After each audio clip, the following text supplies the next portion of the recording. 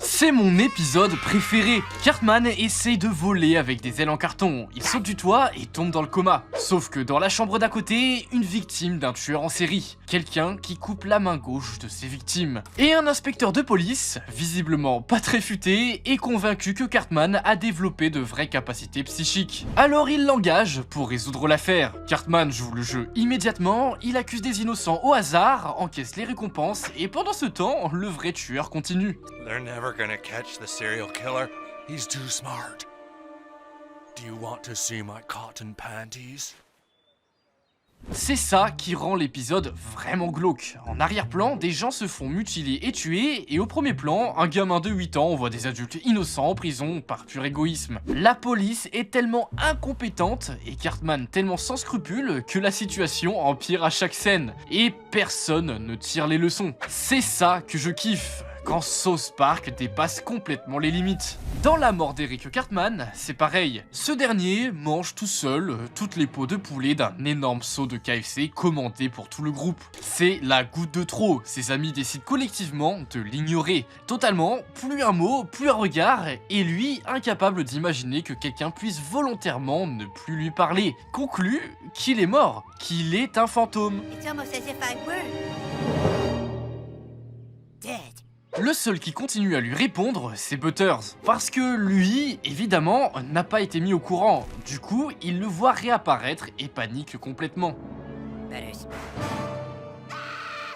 Ce que Cartman fait ensuite, il force Butters à s'excuser à sa place auprès de toutes les personnes qu'il a blessées dans sa vie, pour monter au paradis. L'épisode devient une giga prise d'otage à la Croix-Rouge où Cartman pense accomplir son grand acte héroïque. Sauf qu'il reste motivé uniquement par son ego. Même mort, il est incapable du moindre vrai geste altruiste. Mais le pire de tous pour moi, le Noël des petits animaux de la forêt. L'épisode commence comme un conte de Noël. Petits animaux mignons dans la forêt, Stan qui tombe sur eux par hasard. Il lui demande juste un petit service, tuer une lionne de montagne qui dévore toutes les femelles enceintes. Stan accepte évidemment. Et là, l'épisode révèle ce que les animaux préparaient vraiment. Ils sont satanistes. Il y a une grossesse pour donner naissance à l'antéchrist, et leur rituel implique des sacrifices sanglants. Le tout raconté avec le ton sucré d'un livre pour enfants. All of this because of the little boy in the red poofball hat.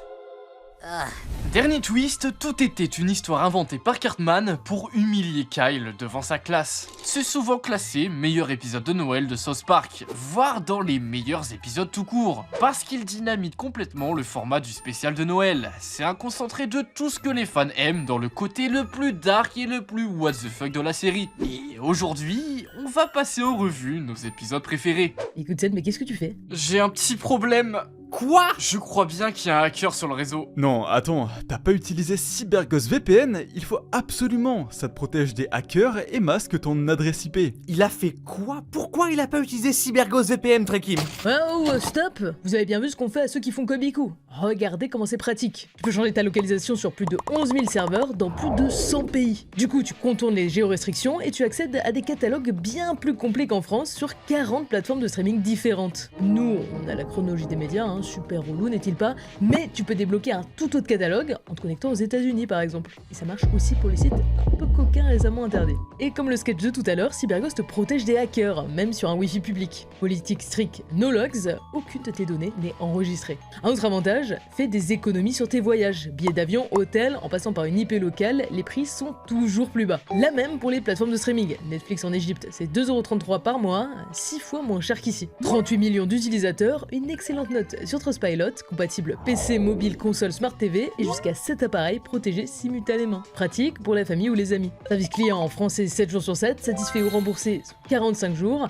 On a une super offre grâce au lien en description, 83% de réduction et 4 mois gratuits, soit 2€ par mois. Des énormes merci, ça soutient la chaîne. Les meilleurs épisodes de la culture geek. Vous avez forcément déjà vu ce gif, c'est un classique. Il est dans l'épisode Make Love, Not Warcraft. Cartman, Stan, Kyle et Kenny sont accros à World of Warcraft. Sauf qu'un joueur ultra haut niveau, ce type obèse derrière son écran, se met à massacrer tout le monde. Il rend le jeu injouable et les garçons décident de le stopper. Comment? En se cachant dans une forêt en jeu et en grindant des sangliers. Et ça, pendant des semaines. Et c'est là que l'épisode devient vraiment brillant. Il montre en parallèle ce que ça donne dans la vraie vie. Les corps qui s'alourdissent, les chips qui s'accumulent, les douches qui n'existent plus. C'est exagéré, mais c'est incroyablement fidèle à la culture MMO dans les années 2000.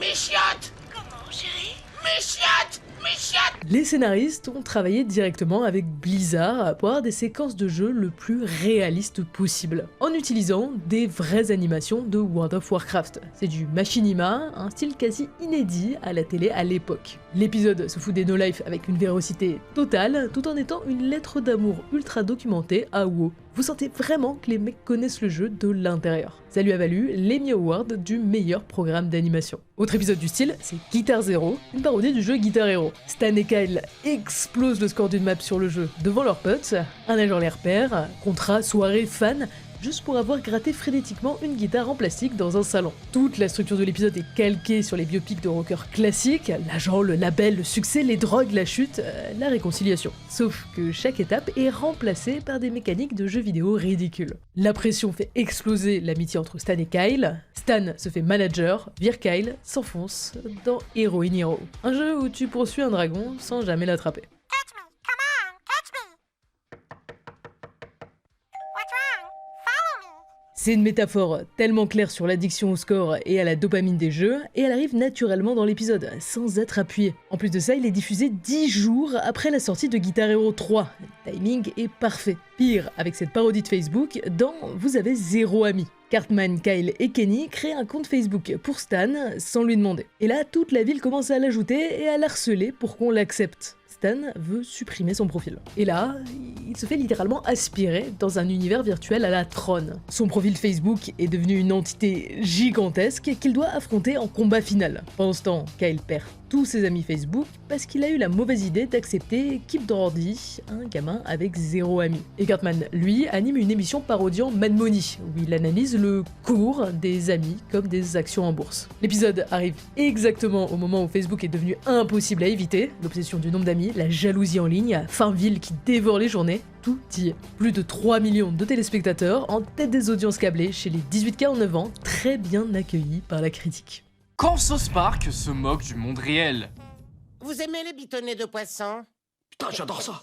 ça devient un phénomène national, repris dans tous les late shows. Tout le monde comprend, tout le monde rit, sauf Kanye West. Kenny se voit comme un génie, la voix de toute une génération, et c'est exactement cette mégalomanie qui l'empêche de comprendre un jeu de mots basique. Plus il essaye d'analyser la blague, et plus il s'enfonce. Et puis le final, une chanson parodiant Earthless, où Kenny accepte qu'il est littéralement un poisson gay dans l'océan. I've been so lonely, girl. I've been so sad and down. Couldn't understand why haters joked around. La chanson a été énormément reprise et détournée en ligne. Le surnom lui a collé dessus pendant des années dans la culture internet. Et Kenny a répondu publiquement en admettant que l'épisode avait blessé ses sentiments, tout en reconnaissant qu'il devait travailler sur son ego. Piégé dans le placard nous montre autre chose. Stan passe un test de personnalité gratuit dans la rue, et la machine révèle un niveau de tétans extraordinairement élevé. Les scientologues le proclament réincarnation de L. Ron Hubbard,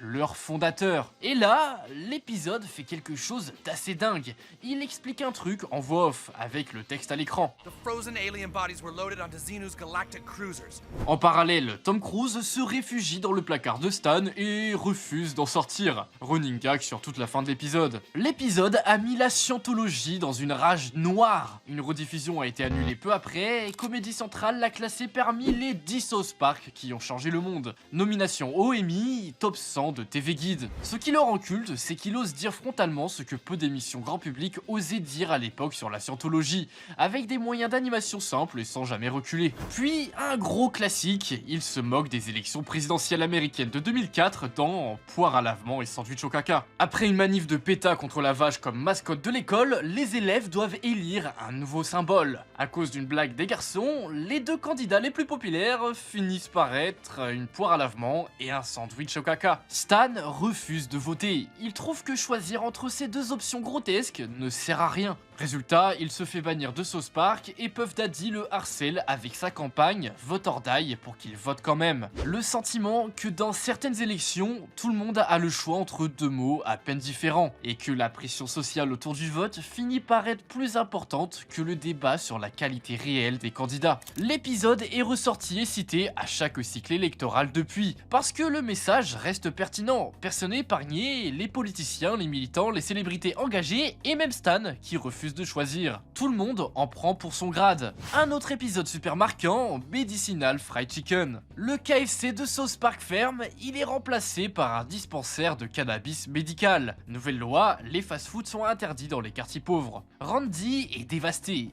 Pas pour la weed, pour le poulet. Enfin, si pour la weed aussi. Donc Randy, avec la logique implacable qui le caractérise, décide de se provoquer un cancer des testicules pour avoir accès au cannabis médical. Il s'expose exprès aux radiations.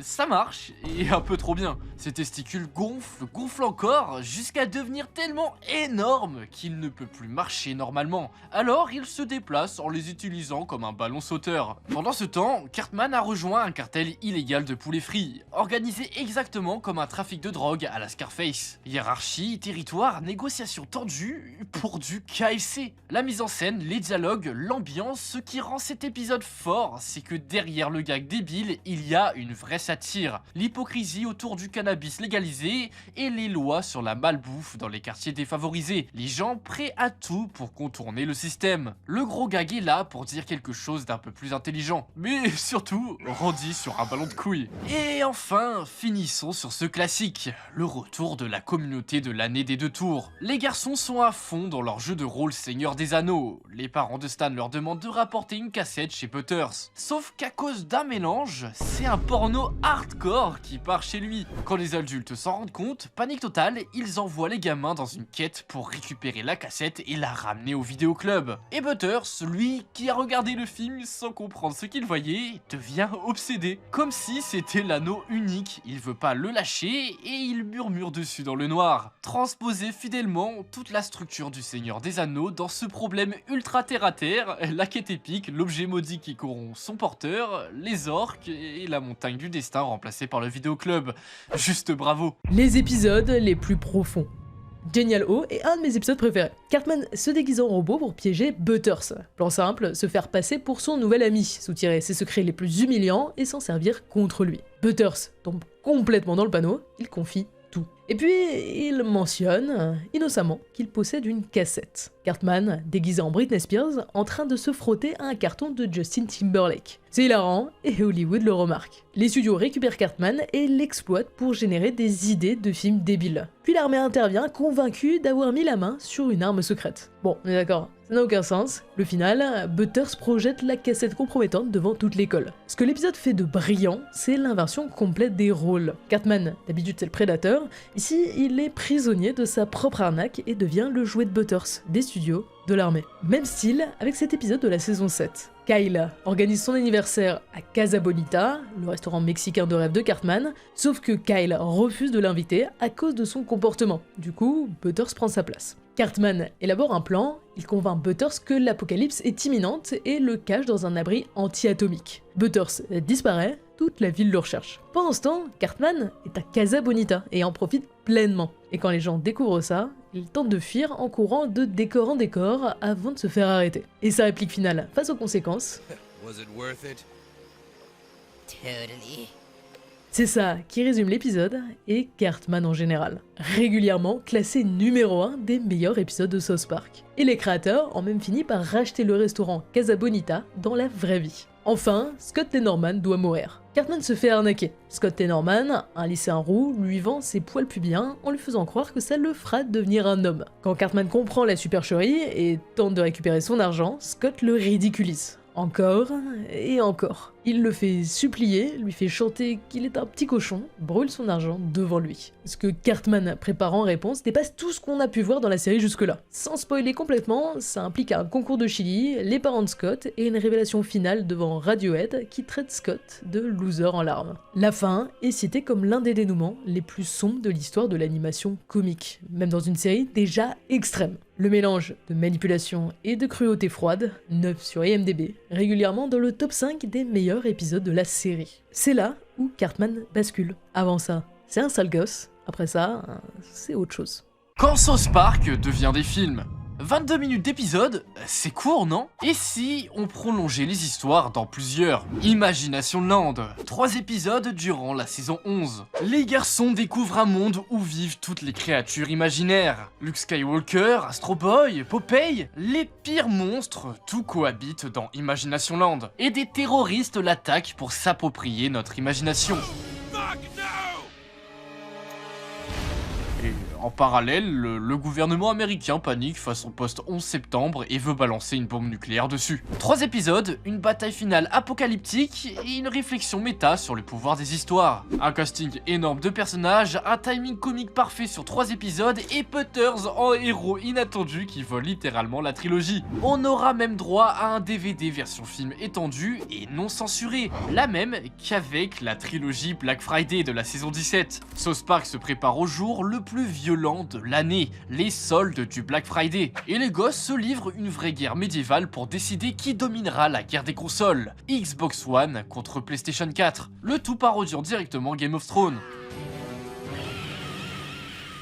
Randy est agent de sécurité au centre commercial, obsédé par la bataille qui arrive. Il prépare sa défense comme si l'hiver venait vraiment. Ce que la trilogie réussit, c'est 3 choses simultanément. Démonter la hype Game of Thrones, se moquer de la folie consumériste de Black Friday et se foutre de la gueule des guerres de consoles. L'arc sert aussi de préquel au jeu vidéo Le Bâton de la Vérité. Enfin, 2 épisodes, Pandémie 1 et 2. Point de départ, les garçons montent un groupe de musiciens de flûte de Pan pour profiter de la mode des groupes péruviens qui envahissent les rues. Ils se retrouvent embarqués dans un complot absurde impliquant le Pérou et une menace appelée la Muerte Peluda. Et d'énormes cochons d'Inde géants attaquent la planète. Randy a une nouvelle caméra et il filme absolument tout dans le style shaky cam de Cloverfield pendant 2 épisodes entiers en hurlant.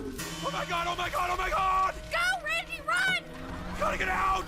Et Craig, qui déteste officiellement les garçons pour les avoir encore entraînés dans une de leurs aventures catastrophiques, ce personnage secondaire vole plusieurs scènes juste en exprimant ce que tout le monde ressent. Because you guys are jerks, and you never learn from your mistakes.